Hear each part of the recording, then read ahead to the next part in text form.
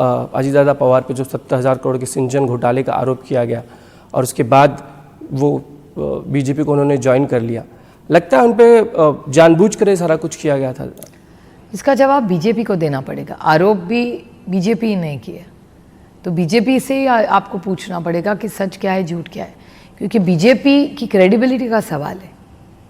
BJP को बोलना पड़ेगा, क्योंकि जिस पर आज तक आरोप किए हैं वो तो बीजेपी ने किए ना, और अब बीजेपी उनके साथ थे। सारों का जवाब बीजेपी को देना पड़ेगा, उनको पूछना चाहिए आपको कि सच क्या है, झूठ क्या है। हमने तो कभी किसी पे आरोप नहीं किए, भले नवाब भाई हो, भुजबल साहब हो, अजीतदादा पवार, किसी अशोक चौहान हो, किसी के बारे में बात हो, भले वो कांग्रेस हो या एनसीपी हो, आरोप तो बीजेपी ने किए सिंचन घोटाले की, और गठबंधन भी बीजेपी नहीं किया। तो इस सारे प्रश्नों का जवाब सिर्फ और सिर्फ बीजेपी ही दे सकती है, क्योंकि ये पूरी राजनीति ये बीजेपी की राजनीति है, बीजेपी का गेम है और उनकी क्रेडिबिलिटी एट स्टेक है। क्या गेम लगता है आपको, क्या गेम है? बस लड़ाई करो, झूठे फूटे आरोप करो, पार्टियां तोड़ो, घर तोड़ो, यही तो करते आ रही है। बहुत दुख की बात है। और जिस तरह से उन्होंने किया है, आप देखिए बीजेपी का वोटर बढ़ा है क्या नेता ले लेके उनकी वोट बढ़े? क्योंकि जो आज बीजेपी में है वो 60% लोग एनसीपी और कांग्रेस के हैं। आप हटा दीजिए उनको वहाँ से, देखते हैं कितने वोट बीजेपी पे पड़ते हैं। और बीजेपी के ही सांसद कहते हैं कि हमारी पार्टी सिर्फ और सिर्फ मोदी जी के कारण चल रही है। अगर मोदी जी को हटा दिया 140 पे बीजेपी आ जाएगी केंद्र सरकार में, और यहाँ कोई दूसरा नहीं है। सारे जो कांग्रेस एनसीपी वाले बीजेपी में गए, हटा दीजिए, देखते हैं कौन से नंबर पे बीजेपी आती है।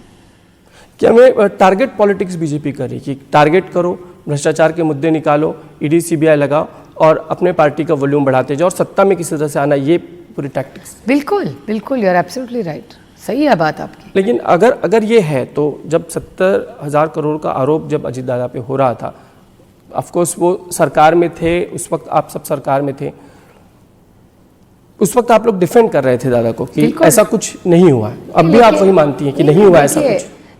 नवाब भाई हो, अजीत दादा हो, भुजबल साहब हो, अनिल देशमुख साहब हो, हमारा जो कल स्टैंड था वही आज है और कल वही रहेगा। हमने हमारा स्टैंड नहीं बदला है, बीजेपी ने स्टैंड बदला है।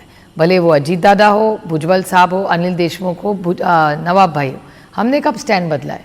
मैंने तो नवाब भाई को सबसे ज़्यादा एनसीपी एपी ने डिफेंड नहीं किया, उतना मैंने खोल के किया है, क्योंकि हमारे पारिवारिक संबंध है और मेरे मन में हमेशा नवाब भाई के लिए आदर ही रहेगा। अजीत दादा को भी आपने डिफेंड किया?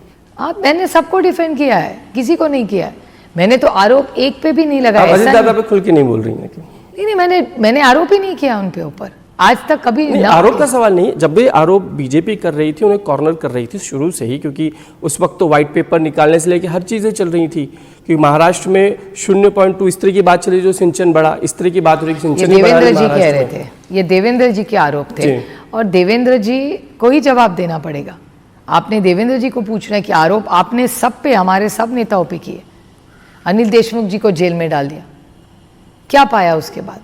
उनके यहाँ 107 बार रेड हुए, कुछ नहीं मिला, क्या पाया है सब का? लेकिन जब चुनाव आता तो विपक्ष के पास ही ईडी सीबीआई पहुंच जाती है हमेशा। यही नहीं, ईडी और सीबीआई तो विपक्ष में तो है ही। आपने कलकत्ता में भी देखा होगा दीदी का क्या हो रहा है, आईपैक की रेड में।